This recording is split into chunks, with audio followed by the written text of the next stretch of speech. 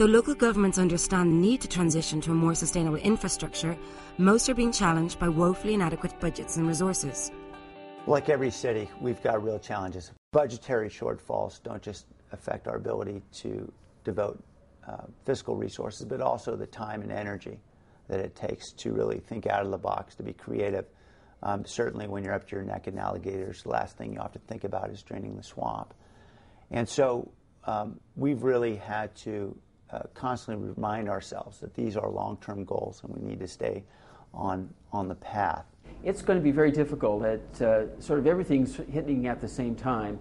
One is for these cities to try to reach their environmental goals at the same time that they're laying off staff.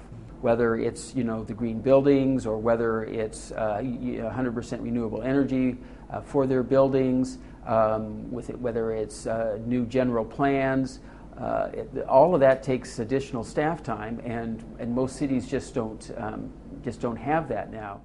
There are at least three major issues that cities face right now. One is cost.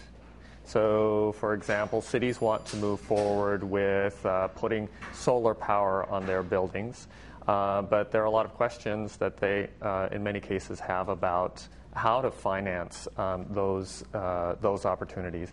Number two is we need to bring more education to the table. Local governments are looking for that. And then the third thing is collaboration. With these new technologies, we have new conversations starting. Like with plug-in vehicles. Now we have transportation directors who need to talk to the utilities. How do we do that? How do we foster that? It's very important for us to help local governments advance those conversations.